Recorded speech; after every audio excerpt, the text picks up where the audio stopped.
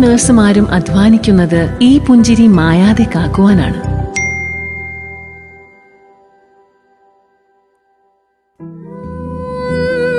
പക്ഷെ ആ പുഞ്ചിരി പ്രിയപ്പെട്ടവർക്ക് സമ്മാനിക്കാൻ അവർക്ക് കഴിയാറില്ല.